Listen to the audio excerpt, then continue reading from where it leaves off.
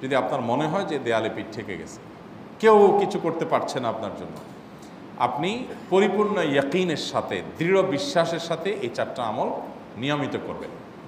প্রিয় দর্শক, ইয়াকিন এবং বিশ্বাসের সাথে একবার একটু আপনারা এই আমলগুলো করে দেখেন, অবশ্যই অবশ্যই ভালো একটা রেজাল্ট পাবেন। যাদেরকে বলছি, যারা আমল করছে তারা সবাই রেজাল্ট পাইছে, আমিও পাইছি আলহামদুলিল্লাহ, শুনুন সবাই। এবং আমি বহু মানুষকে পার্সোনালি এটার পরামর্শ দিয়েছি, ওনারা আমল করেছেন, আমল করে উপকৃত হয়েছেন। এরকম বহু মানুষ আছেন, বৃদ্ধ মানুষ, বাবা ক্যান্সারে আক্রান্ত হয়েছেন অনেক দেরিতে, আল্লাহ তাআলা অলৌকিকভাবে সাহায্য করেছেন। হ্যাঁ, কখনো যদি আল্লাহ তাআলা এই আমলগুলো করার পরও আমার বিপদ দূর না করেন, তাহলে হয় আমার আমলের মধ্যে কোনো ত্রুটি ছিল, অথবা আমার এই বিপদ দূর না হওয়ার মধ্যে আমার জন্য কোনো কল্যাণ নিহিত ছিল। আল্লাহ তাআলা আমার দোয়া কবুল করে যে উপকার হতো তার চাইতে বেটার কিছু হয়তো আমাকে দিবেন, এই ইয়াকিন একজন ইমানদারের থাকবে। সেই 4টা আমলের 1 নম্বর হলো ইস্তেগফারের আমল। ইস্তেগফার, আপনি ফেসে গেছেন কোনো জায়গায়, কোনো উপায় পাচ্ছেন না, আপনি ইস্তেগফার করতে থাকেন। আস্তাগফিরুল্লাহ ওয়া আতুবু ইলাইহি, আস্তাগফিরুল্লাহ ওয়া আতুবু ইলাইহি, আস্তাগফিরুল্লাহ ওয়া আতুবু ইলাইহি, আস্তাগফিরুল্লাহ, আস্তাগফিরুল্লাহ, আস্তাগফিরুল্লাহাল্লাযী লা ইলাহা ইল্লা হুয়াল হাইয়ুল কাইয়্যুম ওয়া আতুবু ইলাইহি ওয়া লা হাওলা ওয়া লা কুওয়াতা ইল্লা বিল্লাহ। اللهم أنت ربي لا إله إلا أنت خلقتني وأنا عبدك وأنا على عهدك ووعدك ما استطعت أعوذ بك من شر ما صنعت أبوء لك بنعمتك علي وأبوء لك بذنبي فاغفر لي فإنه لا يغفر الذنوب إلا أنت سيد الاستغفار। এভাবে যে কোনো ইস্তেগফার পড়তে থাকেন, আপনি বেশি বেশি করে আল্লাহর কাছে ইস্তেগফার, ক্ষমা প্রার্থনা করতে থাকেন, খুব বেশি। আপনার 2 ঠোঁটে অনবরত আপনি চাইতে থাকেন আল্লাহর কাছে ক্ষমা।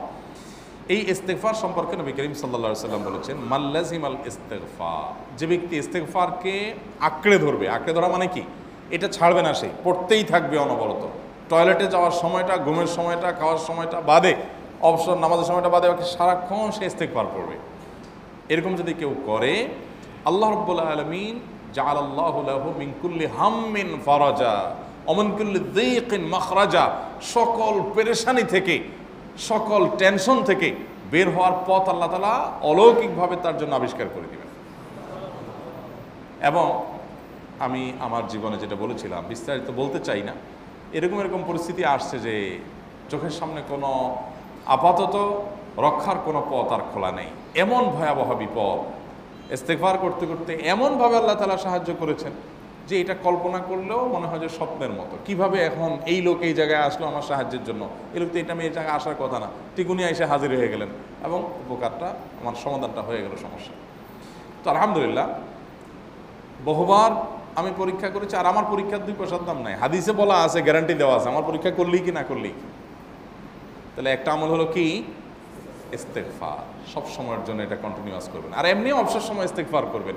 আরবদের মধ্যে সৌন্দর্য আছে, তারা বিভিন্ন ডাক্তারের ওয়েটিং রুমে বা বিভিন্ন জায়গায় মানুষ যেখানে অপেক্ষা করে পাবলিক প্লেসগুলোতে লিখে রাখে ইস্তেগফার করুন, আপনার হাইওয়েগুলোর পাশে লেখা থাকে ইস্তেগফার করুন, এবং তারা আসলে একটু পরপর দেখা যায় ইস্তেগফার করে।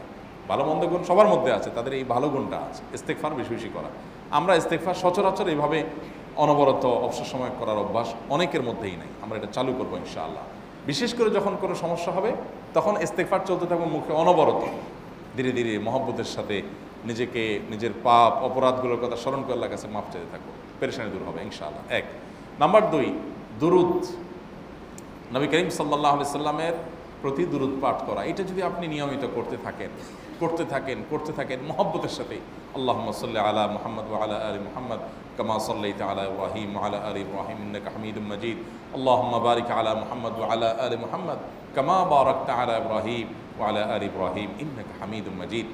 আপনি একবার ছোট দুরূদ যদি পড়েন, সাল্লাল্লাহু আলাইহি ওয়াসাল্লাম, সাল্লাল্লাহু আলাইহি ওয়াসাল্লাম, আল্লাহুম্মা সাল্লি আলা মুহাম্মদ ওয়া আলা আলি মুহাম্মদ, শুধু এইটুকু পড়েন। জাযাল্লাহু আন্না মুহাম্মাদাম মা হুয়া আহলু, শুধু এইটুকু পড়েন। আপনি এভাবে যেই কোনো দুরূদ নবী করিম সাল্লাল্লাহু আলাইহি ওয়াসাল্লামের প্রতি যদি পড়েন এবং করতে থাকেন অনবরত, ইস্তেগফারের পাশাপাশি দুরূদের ক্ষেত্রে নবী করিম সাল্লাল্লাহু আলাইহি ওয়াসাল্লাম বলেছেন যে এইটা তোমার জন্য যথেষ্ট হয়ে যাবে। তুমি যদি আল্লাহর কাছে আর কোনো দোয়া করতে না পারো, শুধু দুরূদটা পড়ো, তোমার সব পেয়ে যাবে, কিচ্ছু লাগবে না। এক সাহাবী বলছেন, রাসূলুল্লাহ, আমার দোয়ার মধ্যে দুরূদ কত পার্সেন্ট রাখবো? আমি তো আমার অনেক কিছু আল্লাহর কাছে চাইবো, দুরূদ মানে তো নবীজির জন্য দোয়া, মানে আমার জন্য তো আমি দোয়া করবো, আপনার জন্য দোয়া কত পার্সেন্ট করবো? 1/3, 1/4, তারপরে হাফ, এবার বিভিন্ন পার্সেন্টেজ বলছিলেন তিনি। নবী করিম সাল্লাল্লাহু আলাইহি ওয়াসাল্লাম বলেছেন যে হ্যাঁ, এর বেশি করতে পারলে আরও ভালো, আরও ভালো। তো ভদ্রলোক এর বেশি, ওই সাহাবী রাদিয়াল্লাহু তাআলা আনহু, তিনি এর বেশি বাড়াতে বাড়াতে বাড়াতে বাড়াতে একটা পর্যায়ে বলছেন যে আমি সব দোয়া আপনার জন্য করি। নবী করিম সাল্লাল্লাহু আলাইহি ওয়াসাল্লাম বলেছেন তাহলে তোমার আর কোনো দোয়াই করতে হবে না, এর মধ্যে সব দোয়া চলে আসবে। কারণ আপনি যদি বলেন আল্লাহ আপনার নবীর প্রতি আপনি রহমত নাজিল করেন, আপনার নবীর প্রতি আপনি শান্তি নাজিল করেন, আপনি যেটা দোয়া করেন, তো আল্লাহকে আল্লাহর নবীর প্রতি আপনি রহমত নাজিল করতে বললে আল্লাহ তাআলা আপনার প্রতি রহমত নাজিল করবেন কি করবেন না? আপনি কাউকে খুশি করতে চান, কার কাছ থেকে কিছু আদায় করতে চান, তার ছেলেটারে যদি হাদিয়া তোহফা দেন, আদর যত্ন করেন, তো বাই ডিফল্ট অটোমেটিকলি ওই লোকের সিম্পেথি আপনার দিকে আসবে কি আসবে না? চোখ বন্ধ করে আসবে। তো আল্লাহর নবীর জন্য যখন আপনি দোয়া করবেন তখন আল্লাহ তাআলা আপনার মধ্যে রহমত নাজিল করবেনই, এটা নবী সাল্লাল্লাহু আলাইহি ওয়াসাল্লামের ওয়াদা। যে কোনো পেরেশানি, তিনি আরো বলেছেন যদি কেউ দুরূদের আমল করে নিয়মিত, আল্লাহ রাব্বুল আলামিন তার সকল পেরেশানির জন্য যথেষ্ট করে দিবেন। এই আমলটাকে সবগুলো দূর করার জন্য যথেষ্ট হয়ে যাবে।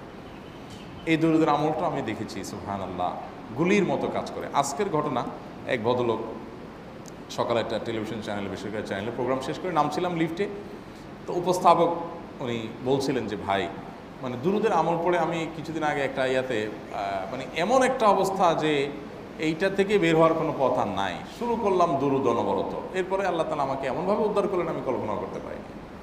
আলহামদুলিল্লাহ এই আমলগুলো করে অনেক ভাইরা আমাকে অভিজ্ঞতা জানাইছেন যে আলহামদুলিল্লাহ তাদের অভিজ্ঞতা অলৌকিক। হ্যাঁ, ওই যে বললাম কখনো যদি আল্লাহ তাআলা আপনার দোয়া কবুল না করেন তাহলে হয় আমার ত্রুটি আছে, আর না হলে আমার জন্য আল্লাহ তাআলা এর চেয়ে বেটার কিছু রেখেছেন, আমি সেই ইয়াকিন রাখবো ইনশাআল্লাহ বিইذنিল্লাহ।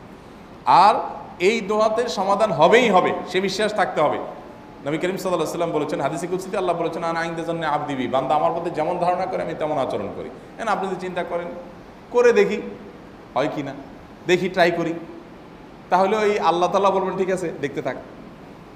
আপনি যদি ইয়াকিন করেন যে না নবী করিম সাল্লাল্লাহু আলাইহি ওয়াসাল্লাম যে বলেছেন অতএব সেটা হবেই, আর আল্লাহ রাব্বুল আলামিনের কাছে আমি ওইভাবেই চাবো যে আল্লাহ দিবেনই, আমি নিয়েই ছাড়বো, ইনশাআল্লাহ গুলি মিস হতে পারে, আপনার দোয়া মিস হবে না। ওই ইয়াকিন, ওই ঈমান আমার মধ্যে আনতে হবে, চেষ্টা করবো তো ইনশাআল্লাহ। তাহলে দুইটা আমল হলো, ইস্তেগফার আর দুরূদ। 3 নম্বর আরেকটা আমল হলো দোয়া ইউনুস। দোয়া ইউনুস, লা ইলাহা ইল্লা আনত সুবহানাক ইন্নী কুনতু মিনাজ জালিমিন। বেশি বেশি পড়তে থাকবেন, যখন বিপদে পড়বেন ইস্তেগফার আর দুরূদ পড়বেন সবচেয়ে বেশি, আর মাঝে মধ্যে দোয়া ইউনুস, লা ইলাহা ইল্লা আনত সুবহানাকা ইন্নী কুনতু মিনাজ জালিমিন। আল্লাহ সুবহানাহু ওয়া তাআলা কোরআনে কারিমে এই দোয়ার পরে বলেছেন ওয়াকাযালিকা নুনজিল মুমিনিন। এই দোয়া পাঠ করার মাধ্যমে ইউনুস আলাইহিস সালামকে পৃথিবীর ইতিহাসের সবচেয়ে অলৌকিক ঘটনা, সকল সায়েন্স, সকল আপনার বিজ্ঞানের তত্ত্ব সবগুলোকে আপনার সবগুলোর বিপরীতে বা সবগুলোকে আপনার ভুল প্রমাণ করে দিয়ে ওই জায়গাটার জন্য আল্লাহ তাআলা ইউনুস আলাইহিসকে মাছের পেটে ঢোকার পর সেখান থেকে আবার জীবিত রেখে বের করেছেন। অক্সিজেন অভাবে সেখানে এমনি মারা যাওয়ার কথা, আরও নানা কারণে মারা যাওয়ার কথা, তাই না? কিন্তু আল্লাহ তাআলা তাকে রক্ষা করেছেন, কারণ উনি ওই বিপদে পড়ার পর থেকে এটা পড়তেছিলেন, লা ইলাহা ইল্লা আনতা সুবহানাকা ইন্নী কুনতু মিনাজ জালিমিন। তো আল্লাহ তাআলা কোরআনে বলেছেন এটা ইউনুস, তার নবী ইউনুস আলাইহিস সালামকে আল্লাহ তাআলা এর মাধ্যমে রক্ষা করেছেন, সেটা তার জন্য খাস না, এটা তার জন্য স্পেশাল না, বরং আল্লাহ বলেছেন ওয়াকাযালিকা নুনজিল মুমিনিন, এটা দিয়ে আমি তাকে রক্ষা করেছি, একইভাবে ঈমানদারদেরকেও এইটার মাধ্যমে রক্ষা করব। এটা বড় অস্ত্র পেয়ে গেলাম। দোয়া ইউনুস বেশি বেশি পড়বো ইনশাআল্লাহ, লা ইলাহা ইল্লা আনতা সুবহানাকা ইন্নী। আমার দেশে আবার দেখা যায় বিপদ হয়ে গেলে তখন হুজুর ভাড়া করে যে ভাই আপনারা সবাই মিলে এটা 1 লাখ বার পড়ে দেন, 1.25 লাখ বার পড়ে দেন, টাকা দিব আপনারা পড়ে দেন। আপনারটা আপনি পড়বেন ভাই, হুজুরদের কাছে দোয়া চান সমস্যা নাই, আর হুজুরদেরকে খাটায়া টাকা দিবেন কেন, এমনি টাকা দিবেন না দিয়া। আর এই দোয়া নিজে নিজে করতে থাকবেন। ইউনুস আলাইহিস সালাম ওই সময় কি লোক ঠিক করছিলেন যে ভাই আপনারা সবাই দোয়া ইউনুস পড়েন, আমি গেলাম, আমি মাছের পেটে গেলাম, আপনারা বসেন সবাই দোয়া ইউনুস পড়া দেন, করছেন উনি, ওনারটা উনি করছেন, তো আপনারটা আপনি শুরু করবেন দোয়া ইউনুস না। 4 নম্বর আমল হলো ইয়া যাল জালালি ওয়াল ইকরাম, এটা বিশেষ করে পাঠ করবেন। নবী করিম সাল্লাল্লাহু আলাইহি ওয়াসাল্লাম বলেছেন আলিযু বিয়া যাল জালালি ওয়াল ইকরাম, ইয়া যাল জালালি ওয়াল ইকরাম, এইটাকে তোমরা আঁকড়ে ধরবে। ইয়া যাল জালালি ওয়াল ইকরামের মানে কি? এটা আল্লাহকে ডাকা, আর কিছু না, এবং হাদিসে বর্ণিত দোয়া, এটা মাসনুন দোয়া। ইয়া যাল জালালি ওয়াল ইকরাম মানে হে মহা ক্ষমতার অধিকারী, প্রতাপশালী এবং সম্মানের মালিক, এটা বলার মানে হলো আল্লাহর কাছে নিবেদন করা, যেহেতু আপনার প্রতাপ আছে, আপনার জালাল আছে, আপনার বড়ত্ব আছে, হে বড়ত্বের অধিকারী এবং হে সম্মানের অধিকারী, আপনার যেহেতু আল্লাহ তাআলা এটা আপনার যদি এটা আছে, অতএব হে আল্লাহ আপনি আমাকে এটা দান করুন, আপনার সেখান থেকে আমার প্রতি রহম করুন, আপনার সেখান থেকে আমাকে, আপনার বড়ত্ব থেকে আমাকে আপনি হেফাজত করুন, আপনার একরাম থেকে আমাকে আপনি আপনি আমাকে রহম করুন। তো সেই দোয়া আল্লাহ তাআলার কাছে নিবেদন করতে পারি, ইয়া যাল জালালি ওয়াল ইকরাম। এর পাশাপাশি তাহাজ্জুদের নামাজ এবং যে কোনো নফল নামাজ, কারণ নবী সাল্লাল্লাহু আলাইহি সাল্লাম ইজা হাজাবাহু আমরুন সাল্লাহ, নবীজি সাল্লাল্লাহু আলাইহি সাল্লামের কোনো পেরেশানি শুরু হলে আগে ওযু করে 2 রাকাত নামাজ পড়তেন, ওযু করে 2 রাকাত নামাজ পড়তেন। আমাদের যখন পেটে ব্যথা শুরু হয়, আগে কার কথা মনে পড়ে? ডাক্তারের কথা মনে পড়ে। যখন গায়ে জ্বর আসে, সবার আগে মনে পড়ে কিসের কথা? নাপা, নাপা, ঠিক না? জ্বর আসছে গায়ে, সবার আগে আমরা কি চিন্তা করি? নাপা। নাপা আপনি চিন্তা করেন, খান, নিষেধ না তো, ওষুধ গ্রহণ করা সুন্নত। নবী সাল্লাল্লাহু আলাইহি সাল্লাম নির্দেশ করেছেন ওষুধ সেবন করতে, আপনি করেন, ভালো কথা। কিন্তু ইমানদার সব কিছুর আগে, ব্যথা আসছে তাহলে ব্যথার জন্য একটা ওষুধ দোয়া শিখেছেন, দোয়াটা আগে করবে, পাশাপাশি ওইটা করবে। এলো ইমানদারের কাজ। আমরা আজকাল ইমান থেকে অনেক দূরে সরে গেছি। আল্লাহ আমাদের সেই ইয়াকিন দান করুন। তাহাজ্জুদের সময় দোয়া, অনেক বেশি দোয়া কবুল হয়। তাহলে 4টা আমল ইনশাআল্লাহ আপনাকে এই ভয়াবহ বিপদ থেকে উদ্ধার করার জন্য সাহায্য করবে ইনশাআল্লাহ। সে ইয়াকিন নিয়ে করবেন। সেই সাথে as-সাদাকা তারদুল বালা, দান সাদাকা করা, অন্যান্য যে আমলগুলো আছে টুকটাক সেগুলোর সাথে সাথে চালানো। বাকি এই 4টাকে বেসিক্যালি একটু জোরভাবে করতে থাকা। আস-সুন্নাহ ফাউন্ডেশন, উম্মার স্বার্থে সুন্নাহর সাথে।